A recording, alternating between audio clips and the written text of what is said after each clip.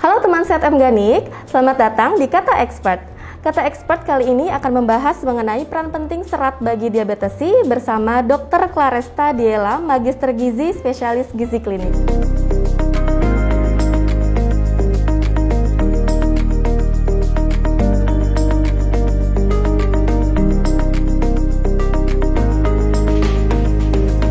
Nah, untuk mempersingkat waktu, langsung aja yuk kita ngobrol bareng Dr. Claresta Diela ini. Halo dokter, sehat? Ya sehat, halo Mbak Nurul. Halo, kita ketemu ya akhirnya dokter Iya. ya untuk ngobrol masalah ini, Betul. masalah diabetes pastinya ya. Iya. Nah, boleh nggak sih dok kita tanya-tanya dokter dulu nih mengenai kegiatan hari-harinya? Oh boleh. Jadi untuk saat ini saya Dr. Claresta Diela, spesialis gizi klinik. Sekarang saya berpraktek di klinik di Jakarta dan juga di rumah sakit swasta di daerah Tangerang gitu, sebagai dokter spesialis gizi klinik. Oke, nah biar enggak kepanjangan panggilan dokter Claresta, ada nggak panggilan sehari-harinya? Ada panggil dokter Ella aja Oke, ya, jadi Dr. lebih Ella. gampang ya. Oke, dokter Ella. Nggak belibet. Dokter Ella ya. Kita panggil dokter Ella. Dokter Ella ini tadi kita dokter sudah sampaikan berpraktek di rumah sakit di Tangerang tentunya. Oke. Nah, Dok, kita kali ini akan membahas mengenai peran penting serat bagi diabetes. Ini sebenarnya sih pembahasannya memang sangat ringan sebenarnya, tapi memang harus dikupas lebih lanjut biar teman-teman yang teman Sehat Organik semua bisa lebih mengetahui mengenai serat yang harus dibutuhkan gitu.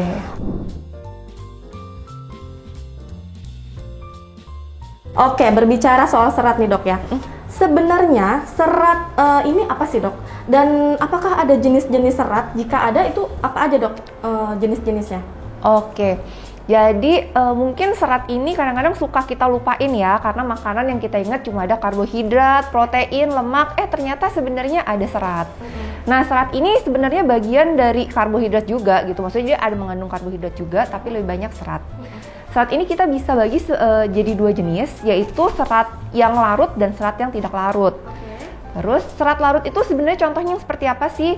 Serat larut ini kebanyakan tuh seperti kayak dari oat, terus dari inulin, gums, psilum, beta glukan, terus bisa dari hemiselulosa, itu termasuk serat yang larut.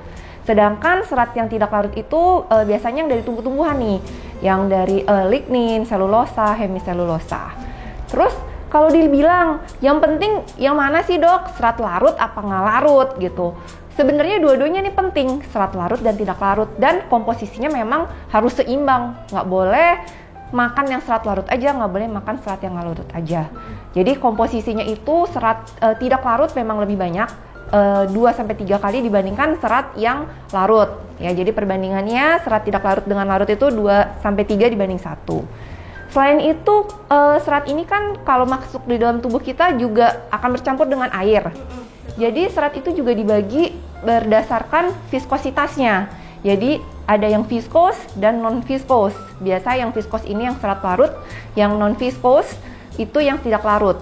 Jadi viskos itu adalah kemampuan serat ini untuk menyerap air dan membentuk gel. Oke. Terus ada lagi pembagiannya menjadi dietary fiber sama functional fiber. Kalau dietary fiber itu adalah serat yang berasal dari sumber bahan makanan. Contoh-contohnya dari sayur-sayuran, dari buah-buahan. Jadi bisa kita langsung makan nih, kita dapat manfaatnya. Sedangkan kalau functional fiber dari bahan makanan sumber atau dari karbohidrat ini diolah kembali sehingga didapatkan serat yang dibutuhkan yang ternyata berguna bagi tubuh. Gitu, jadi perlu diolah lagi. Contohnya seperti apa nih dok kalau yang harus diolah ini? Yang harus diolah, contohnya adalah gandum mungkin? Iya, gandum. Karena kan kita kalau makan fullnya juga gandum kan ada kerasnya juga nih. Ternyata yang fungsinya sebagai serat ini adalah kulit luarnya dari si gandum. Terus ada juga psilum juga. Jadi kita kan nggak mungkin makan psilum yang utuh nih. Yang ternyata yang sangat berguna itu adalah si kulit ari dari psilum ini ya, atau disebut si psilum khas. Jadi itu memang harus diolah dulu sehingga dapat memberikan efek yang baik buat kita. Gitu sih. Oke, berarti banyak banget ya sebenarnya si serat ini, terbagi macam-macam ya dok? Iya.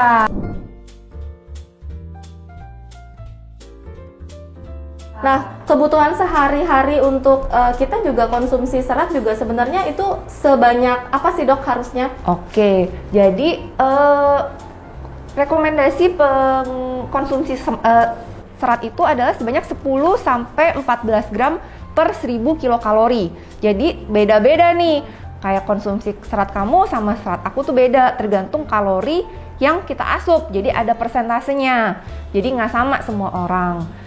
Kurang lebih lah, sekitar kalau buat wanita itu 25 gram, kalau laki-laki 30 gram. Nah, untuk mencapai serat itu, sebanyak itu tuh susah gitu, susah banget gitu. Bisa harus makan sekitar 3-5 porsi sayur dan buah. Banyak ya? Banyak banget kan? Agak bosen juga iya, makannya agak bosen ya? Dan nggak semua orang tuh bisa mengkonsumsi sayur dan buah sebanyak itu. Bisa karena faktor bosan makan, kedua nggak suka jenis sayuran tertentu, nggak suka jenis buah tertentu. Sedangkan kita harus makan yang beraneka ragam nih, supaya dapat semua vitamin sama seratnya gitu. Itu sih konsumsi serat memang sedikit susah di Indonesia, dan lebih banyaknya Indonesia makannya yang nggak berserat ya, yang kayak karbohidrat, digoreng, jadi lemaknya tinggi gitu. Jadi memang sebenarnya itu disebut makanan kotor juga bisa jadi tuh si karbohidrat sama goreng-gorengan. Cuma untuk mengimbanginya harus serat juga lebih banyak. Iya, serat harus lebih banyak. Betul. Dan 25 gram untuk wanita ya? Iya. Itu lumayan banyak itu. Maksudnya kalau kita mau ngambil 25 gram itu bukan maksudnya dari sayuran 25 gram loh, enggak loh, maksudnya dari sayuran.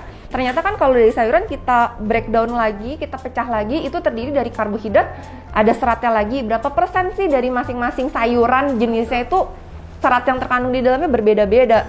Jadi misalnya kita mau yang tinggi serat misalnya dari buah-buahan, dari apel tinggi seratnya beda sama orang makan pepaya gitu, seratnya berbeda gitu. Jadi mungkin dia mesti makan apel berapa banyak untuk memenuhi kebutuhan serat itu. Betul. Wah, lumayan ya dok, itu kalau kita makan serat sehari 25 gram. Iya. Lumayan ya dok.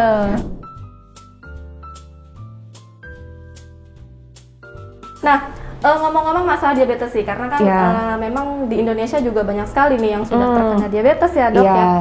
Nah, infonya bahwa penyandang diabetes itu membutuhkan serat yang lebih banyak gitu kan. Nah, memang apa benar nggak sih dok, serat dapat membantu mengatasi diabetes atau gula darah tinggi? Benar nggak sih itu? Oke, jadi itu benar. Jadi fungsi serat ada macam-macam ya.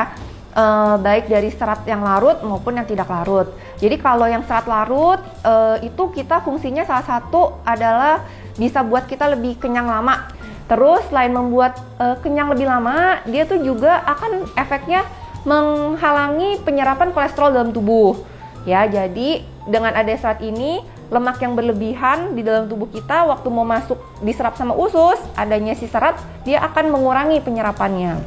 Terus yang ketiga adalah benar untuk gula darah. Jadi memang dalam penelitian ini pada orang yang sudah menderita diabetes ya. Jadi kan sumber dari gula itu adalah karbohidrat. Jadi udah masuk di tubuh kita, dia akan dipecah jadi gula. Adanya serat ini ternyata dia akan memperlambat penyerapan si gula ke usus, ke pembuluh darah. Nah, dengan dia memperlambat, otomatis gula darah si penderita diabetes ini nggak langsung melonjak. Jadi dia baru pelan-pelan, nggak langsung lonjak tinggi gitu. Dan nanti ada waktunya dia jadi nggak terlalu melonjak tinggi, nanti dia landai lagi. Itu fungsi dari serat, terutama adalah yang serat larut ya. Jadi itu memang ada penelitiannya, terutama pada yang memang sudah menderita diabetes sama menderita kolesterol. Jadinya akan mengurangi si penyerapan kolesterol sama si penyerapan gulanya. Sedangkan kalau yang serat tidak larut, itu dia efeknya adalah membuat kita untuk buang air besar supaya lebih lancar. Terus dia efeknya itu juga sama yang lainnya, tapi memang untuk ke diabetes ini penelitiannya tuh masih belum pasti banget gitu ya. Sedangkan tubuh kita tetap butuh si serat larut sama nggak larut, jadi memang butuh dua-duanya. Kita mau ambil efeknya apa, itu yang perlu kita perhatikan. Tuh, jadi dua-duanya sangat berguna bagi tubuh kita. Dan serat yang tidak larut ini juga gunanya tuh untuk membentuk yang namanya mikrobiota usus kita biar lebih sehat, karena nanti akan lebih banyak di fermentasi. Dia bisa membuat fermentasi, nanti akan membuat mikrobiota usus kita lebih baik dan akan meningkatkan imunitas kita juga. Itu sih, jadi sangat berguna. Dan untuk diabetes ya memang perlu gitu untuk konsumsi serat. Gunanya ya adalah untuk gula darahnya tidak melonjak cepat gitu. Oke, berarti memang sangat berguna sekali untuk para diabetesi gitu ya. Nah, berdasarkan penjelasan dari Dokter Ella tadi ya, kita sudah jelas ya bahwa memang penting sekali bagi penyandang diabetes untuk mengkonsumsi serat setiap hari. Dan itu memang harus sesuai dengan kebutuhan tubuhnya masing-masing. Nah dok, kita mau bahas yang lain lagi nih mengenai macam-macam serat. Dokter mungkin bisa menjelaskan detailnya mengenai kandungan apa yang ada di dalamnya gitu ya, kebaikan apa aja yang ada di dalamnya.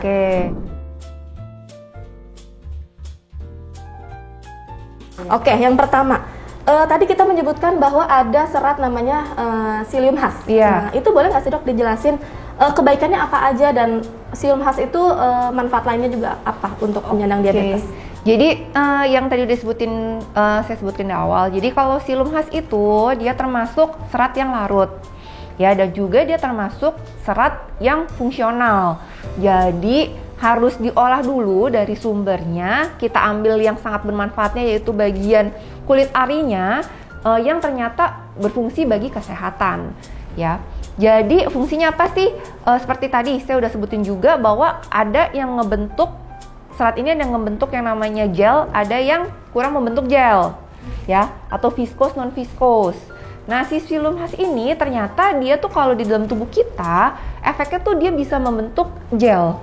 Nah, adanya pembentukan gel ini, kalau ada makanan masuk, baik si sumber karbohidrat sama lemak masuk, dibentuk nih, diselimutin sama si psyllium ini. Dia akan membentuk gel, menyebabkan apa sih baiknya? Dia menyebabkan si gulanya ini nggak terserap secara cepat gitu. Dia akan menghambat penyerapan gula dan juga menghambat dari penyerapan lemak, sehingga baik bagi penderita misalnya kolesterol atau diabetes untuk menjaga agar gula darah tidak terlalu tinggi dan juga lemak yang dikonsumsi jadi nggak banyak yang terserap. Itu sih salah satunya fungsi dari si psyllium husk ini. Selain itu dia juga memperlancar buang air besar. Jadi setelah dia membentuk gel, dia akan memperlancar buang air besar, kan dia akan lebih mudah nih buang air besar, tapi kita harus minum air putihnya juga banyak. Kenapa? Karena kalau kita cuma minum psylliumnya doang nih, nanti dia jadi BAB-nya keras. Dia emang akan jadi bagus sih, membentuknya bagus, tapi keras, sehingga harus diikuti dengan minum air putih yang banyak gitu, karena mempengaruhi dari penyerapan si air ini. Itu sih salah satu fungsinya. Oke, berarti psyllium husk memang kebaikannya sangat bermanfaat sekali ya dok buat penyandang diabetes. Iya. Nah tapi kan psyllium husk ini bentuknya kayak apa ya? Kayak gandum ya kurang lebih ya. Itu cara untuk mengkonsumsi psyllium husk itu kan nggak mungkin makan kayak gitu ya dok ya? Ini gimana nih dok mengatasinya? Cara mengatasinya yang tadi saya bilang.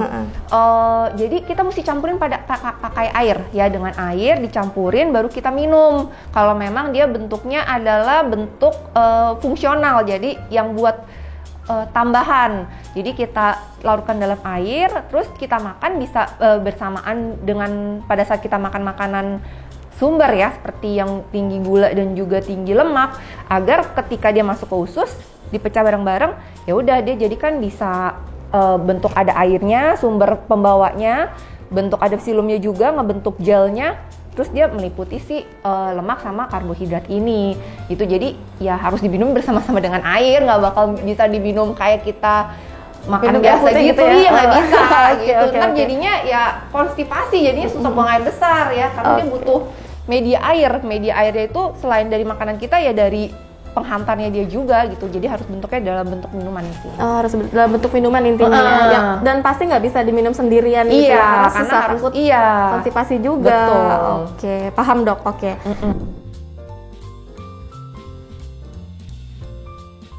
Nah, ada lagi serat, tadi dokter juga menyebutkan inulin. Nah, inulin ini kebaikannya apa aja untuk penyandang diabetes, dan untuk orang normal seperti kita juga apakah kebaikannya sama gitu? Oke, jadi inulin itu sama nih temennya sama si psyllium, dia jadi termasuk serat larut. Nah, serat larut ini ada inulin, ada fos, ada gos. Jadi frukto oligosakarida, gluko oligosakarida. Sebenarnya itu apa sih? Itu adalah termasuk prebiotik. Jadi prebiotik harus kita bedakan sama probiotik.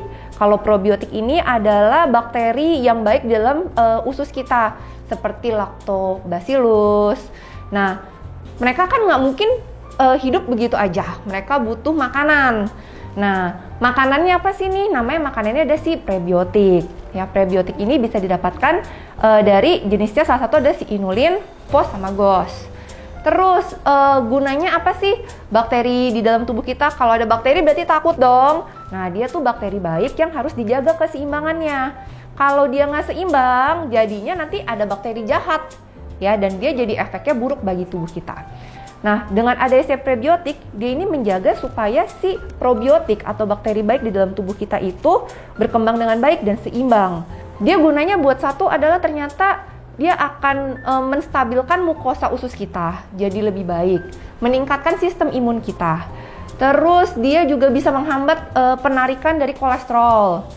Selain itu, dia baiknya itu selain buat imunitas adalah untuk regenerasi sel. Jadi untuk mencegah terjadinya kanker. Jadi kalau ada sel-sel yang nggak bagus, dia akan memperbaiki nih bentuknya supaya menghindari terjadinya kanker atau sel-sel yang jelek. Efeknya apa sih ke diabetes? Dan itu kan tadi efek kesehatannya. Efeknya apa ke diabetes? Ternyata pada penyakit diabetes ini didapatkan terjadi ketidakseimbangan mikrobiota yang ada di usus kita. Nah, kalau dia nggak seimbang, efeknya ada salah satu akan dikeluarkan radikal bebas. Radikal bebas ini akan semakin merusak sel-sel efek dari diabetes ini. Karena kan kalau diabetes bisa ke berbagai sel ya, bisa ke sel saraf, mata, ginjal, efeknya tuh banyak gitu. Nah, dengan adanya si diabetes yang nggak seimbang ini probiotiknya, nah dengan kita beli prebiotik, gunanya adalah untuk menyeimbangkan mikrobiota usus ini, sehingga dia bisa menekan inflamasi yang ada. Terus dia juga bisa memperbaiki mukosa usus. Efeknya nanti yang kita harapkan adalah gula darahnya jadi nggak makin jelek nih. Si insulinnya nggak semakin jelek. Kalau insulinnya semakin jelek kan gula darahnya akan semakin fluktuatif. Dengan mengurangi adanya inflamasi, si insulinnya jadi bagus juga. Jadi diharapkan ada bisa membantu memperbaiki fungsi insulin sehingga gula darah itu kita juga lebih terjaga. Itu sih jadi fungsi dari inulin, fosgos, yaitu prebiotik bagi penyandang diabetes. Gitu. Berarti manfaatnya sangat banyak dan jangka panjang juga itu. Iya, jangka panjang gitu. Kadang-kadang kan orang bingung nih, apa sih ternyata memang di serat itu ada macam-macam bagiannya gitu, dan fungsinya ternyata fungsi banyak banget bagi tubuh kita gitu. Makanya orang kadang-kadang suka jarang makan serat. Dia kok jadi, kenapa ya bisa cancer kolon misalnya. Ternyata dia emang konsumsi seratnya kurang gitu, dan fungsi memang banyak banget. Gitu. Kalau orang awam kan pahamnya serat ini buat untuk BAB aja gitu kan. Aduh susah BAB gitu kan. Makan serat yang banyak gitu. Kita taunya sampai segitu aja. Ternyata banyak sekali dan jangka panjang. Iya, dan itu salah. Kadang-kadang orang susah BAB makan serat, tapi seratnya yang salah nih, bukan serat yang untuk melancarkan buang air besar, malah terjadi konstipasi. Iya kan? Bener kayak banget. gitu maksudnya yang kayak untuk misalnya kita lagi diare, kita butuh serat juga loh gitu. Ternyata serat yang buat apa? Ngerasin sih buang air besarnya gitu supaya nggak encer. Kita sulit BAB, kita juga butuh serat juga. Seratnya yang mana? Serat yang untuk membuat melunakkan atau menarik air sehingga BAB-nya lebih lancar gitu. Jadi harus dibedain butuh serat yang mana, serat yang larutkah, yang tidak larutkah ketika ada kesulitan BAB atau masalah BAB. Harus pintar memilih serat juga ya, iya, Dok, makanya konsultasikan ke dokter yang benar gitu. Oke Dok, untung kita ngobrol sama Dok Ella. Iya, jadi tahu nih, jangan kalau diare nggak makan serat lah, jangan. Justru ada serat-serat khusus yang dimakan supaya bentuk BAB-nya jadi lebih keras. Oke, jadi tahu nih sekarang kita ya mengenai macam-macam serat. Nah, tadi juga dokter menjelaskan mengenai bisa meningkatkan imunitas tubuh. Berarti cocok banget dong buat dikonsumsi sebenarnya serat ini. Bukan cocok, maksudnya disarankan. Lebih bagus dikonsumsi sekarang karena di masa pandemi seperti ini ya, yang harus meningkatkan imun tubuh, betul ya Dok ya? Oke, itu satu manfaatnya lagi itu. Banyak banget ya Dok.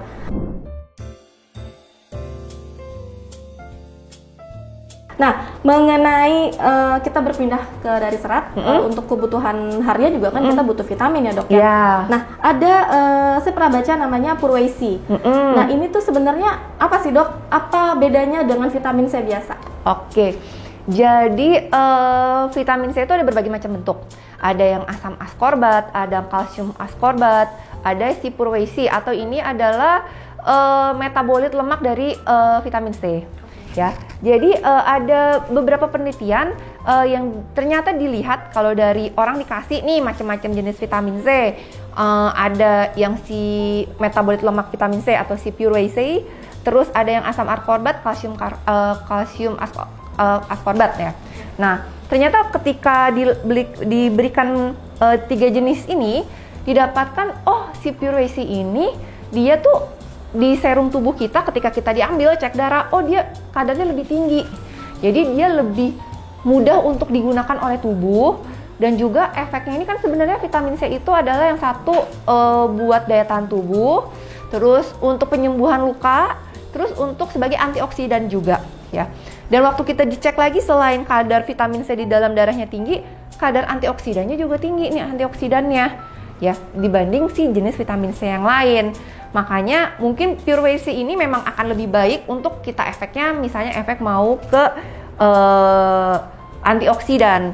Dan seperti saya sebutkan di awal, apa sih guna dari antioksidan ini? Terutama pada orang-orang dengan diabetes. Ya tadi saya bilang, diabetes ini sebenarnya inflamasinya banyak di dalam tubuh kita gitu. Jadi tubuh kita ini sebenarnya udah ada yang rusak-rusak dikit-dikit, cuma nggak berasa aja dia ngerusaknya ke organ-organ yang lain, ke pembuluh darah yang kita nggak sadarin. Nah, gunanya si antioksidan ini adalah untuk radikal bebas yang disebabkan si diabetes ini akhirnya akan diredam. Jadi tidak akan memperparah kerusakan yang disebabkan dari radikal bebas. Itu adalah guna dari vitamin C. Sehingga kalau misalnya konsumsi vitamin C jenis apa aja bagus, tapi kalau memang mau cepat dan ternyata yang paling tinggi untuk menyebabkan atau memberikan efek antioksidan ini si purwesi gitu.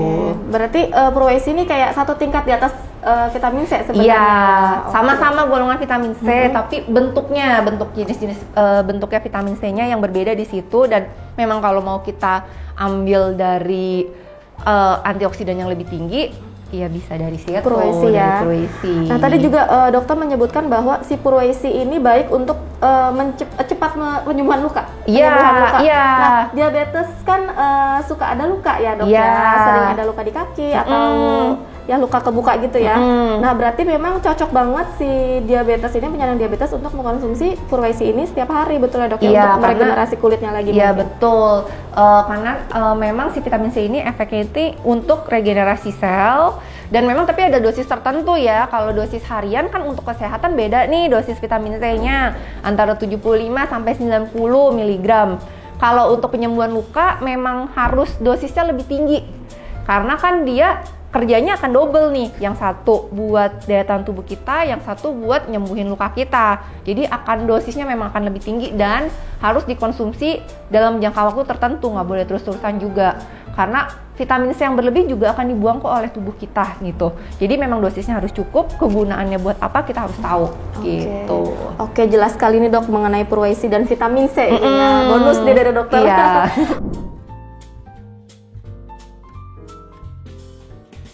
Oke, nah mengenai vitamin C dan purwesi, kan orang bilang jeruk itu sumber vitamin C. Nah, kita membahas jeruk yuzu. Nah, ini menurut dokter manfaatnya untuk diabetes atau untuk kita, untuk orang normal seperti kita itu apa? Oke, jadi kita bahas si jeruk yuzu dulu ya. Oke. Jeruk yuzu ini kan jeruk yang sebenarnya adanya tuh di pertanian Korea sama Jepang, banyaknya. Di Indonesia sendiri kayaknya si yuzu ini kayaknya nggak ada sih ya. Saya belum pernah nemu yang dari yuzu dari Indonesia, beda. Jadi ternyata ada penelitian nih, jeruk yuzu ini dilihat nih kandungan vitamin C-nya. Nah, ternyata di yuzu ini vitamin C-nya memang lebih tinggi, dan yang paling baik lagi ternyata dia ada zat-zat yang berguna bagi tubuh kita. Jadi namanya itu zat-zat polifenol. Ya, polifenol ini apa sih? Dia adalah suatu bentuk antioksidan. Ada 2 jenis polifenol yang terdapat di dalamnya, yang ternyata memang itu sangat tinggi di jeruk yuzu terkhusus jeruk yuzu dibanding jeruk-jeruk yang lain. Dan seperti kita omongin lagi dari awal, apa sih gunanya si antioksidan itu? Ya untuk meredam si radikal bebas. supaya nggak makin rusak tubuh kita karena ada si radikal bebas ini. Dan penelitiannya memang bagus sih, itu kita bisa lihat, malahan itu dia bilangin kalau misalnya di parut itu jeruknya tuh lebih bagus gitu efeknya, dan dilihat dari tingkat polifenolnya, kandungan polifenolnya itu lebih baik juga. Terus daripada yang misalnya diperas, itu memang ada penelitiannya itu juga. Jadi satu antioksidan, terus gunanya jadi apa? Bisa menghindari penyakit-penyakit lainnya selain diabetes, kardiovaskuler atau penyakit jantung, penyakit kanker juga baik gitu. Cuma memang sebagai antioksidan, vitamin C ini sebenarnya nggak bisa berdiri sendiri ya. Dia butuh vitamin-vitamin lain, vitamin E, glutathione untuk menyeimbangkan semuanya gitu. Jadi nggak bisa main satu aja untuk sebagai antioksidan. Oke. Nah, tadi Dokter Ella sudah menjelaskan mengenai kebaikan vitamin C dan Purwesi ya. Dan kita tadi membahas tentang jeruk, dan ternyata khususnya jeruk yuzu ini banyak sekali manfaatnya untuk diabetesi dan juga untuk kita pastinya ya. Selain untuk antioksidan juga memang kebutuhan sehari-hari ya dok ya. Iya betul ya. Oke. Dok, sekarang kita mau curhat-curhat aja boleh ya dok ya? Iya boleh. Oke. Curhat apa? Nah, kita dari tadi ngomongin serat, ngomongin vitamin, ngomongin diabetes ya. Nah, dari pengalaman dokter selama menjadi dokter, selama menerima konsultasi dari pasien, ada nggak sih cerita lucu atau unik mengenai pasien yang nggak mau konsumsi serat dok? Oh banyak banget. Banyak ya? Iya. Jadi gini, banyak nih pasien ya konsul ke saya, dok, contohnya adalah ada yang udah obesitas, dia juga ada diabetes, pasti diatur dong pola makannya. Nah, saya lihat makannya gimana nih sehari-hari. Oh iya dok, saya makan banyak gorengan, suka yang kayak minuman kekinian, terus keluarga ada keturunan juga, jadi dia masih usia muda nih. Ternyata usia muda dia nggak nyangka juga kalau misalnya ternyata oh kok diabetes ya gitu. Pas lagi cek medical check up biasa, gula HbA1c-nya naik, gula darah puasanya naik.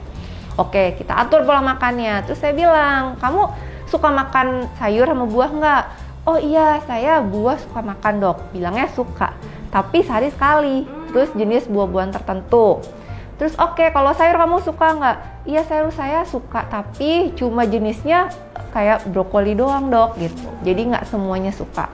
Sedangkan seperti yang kita tahu nih, untuk diet baik untuk menurunkan berat badan dan juga untuk diabetes yang saling berhubungan sebenarnya dua-duanya, tentu pasti saya akan kasih serat di setiap menu dietnya. Ya, ada makanan sayurannya. Dan itu seperti kita lihat dari awal, emang kebutuhan serat kita ini adalah tinggi. Jadi saya nggak bisa kasih banyak-banyak sama dia, bingung kan, karena sayur hanya suka tertentu, buah nggak suka juga, dan satu lagi anak kosan, makin susah. Lengkap ya dok? Ya lengkap. Terus jadi gimana? Ya caranya adalah untuk kita orang biasa mungkin kita bisa paksa. Kalau kita suka sayur, it's okay, kita makan sayur, kita banyakin porsinya 3-5 porsi, setiap kali makan ada sayur 1 mangkok. Tapi kalau memang sulit, mungkin memang dibutuhkan adanya suplementasi berupa tambahan serat. Jadi hal itu digunakan untuk memenuhi kebutuhan serat, apalagi memang sangat dibutuhkan dengan kondisi adanya obesitas atau berat badan berlebih dan juga adanya diabetes. Memang seratnya sangat dibutuhkan, karena kalau misalnya diatur aja hanya dari ya udah dok makan karbonya aja deh, di jenisnya dipilihin, nggak bisa juga dari situ gitu, karena tetap butuh serat. Karena kita lihat fungsi dari serat itu banyak banget, nggak hanya buat diabetes, untuk penyakit-penyakit lainnya juga banyak. Dan biasa pada berat badan berlebih, penyakitnya itu pasti ada teman-temannya selain diabetes. Fungsi labnya yang lain, kolesterolnya bisa naik gitu. Jadi yang saya lakukan pada pasien itu adalah yaudah kamu mau nggak minum ditambahin suplementasi untuk serat sehingga kebutuhan serat kamu bisa terpenuhi. Dan itu ternyata memang mempermudah dia, secara dia juga anak kosan, makan susah, mau milih-milih makanan itu juga susah. Jadi ya ternyata itu sangat membantu. Terus kita evaluasi di dalam 3 bulan, kita cek memang terjadi penurunan berat badan. Terus dia minum obat gulanya juga teratur ya, jadi dia tetap minum obat gulanya dia teratur, faktor makanan dia juga baik, dia bantu olahraga juga. Ternyata emang terjadi penurunan gula darahnya mulai terkontrol. Dan kita lihat dari HbA1c-nya juga terjadi penurunan gitu. Jadi memang setelah pola hidupnya udah dibenerin, makan obatnya rajin, konsumsi pola makannya dan persentase dari makanannya kita udah benerin nih, ternyata ada efek bagus gitu, ada perbaikan. Dan maksudnya kan ini usia muda ya, hidupnya masih panjang nih, gitu, masih usianya masih 30-an gitu, iya, belum menikah berarti kan masih panjang jalan hidupnya gitu. Ternyata ya mungkin nanti akan memberikan efek ke depannya, dia akan lebih bisa diperbaiki diabetesnya gitu, nggak makin memperparah ke organ-organ yang lain dan nggak ke penyakit-penyakit lainnya gitu sih. Jadi waktu itu kita akhirnya diskusi sepakat, ya udah dok nggak apa-apa aku tambahin suplementasi yang mengandung serat untuk memenuhi kebutuhan serat aku, karena aku memang nggak terlalu suka sayur gitu. Oke, berarti memang sebenarnya suplementasi serat ini memang disarankan untuk orang-orang yang agak berat untuk konsumsi serat juga sebenarnya, tapi tidak menutup kemungkinan kita juga setiap hari boleh ya dok. Boleh, karena kita sendiri karena kita sendiri juga mau makan serat sebanyak itu kalau nggak suka sayur ya susah juga ya kan, mau makan setiap kali makan pagi, siang, malam ada sayur 1 mangkok, nggak bisa semua orang memenuhi juga gitu kadang-kadang. Jadi memang kalau mau ditambahin boleh. Oke. Berarti catatan buat kita semua, tidak hanya penyandang diabetes, jadi memang sangat penting sekali konsumsi serat, dan kalau perlu memang ditambahkan dengan suplementasi fibernya, seratnya ya dok ya. Karena memang berefeknya jangka panjang, berefeknya baik gitu ya dok ya. Iya betul. Nah teman Sehat Organik, demikian pembicaraan kita dengan Dr. Claresta mengenai serat pastinya. Semoga bermanfaat bagi teman Sehat Organik semua di rumah. Dan jangan lupa selalu menerapkan pola hidup sehat. Sampai jumpa.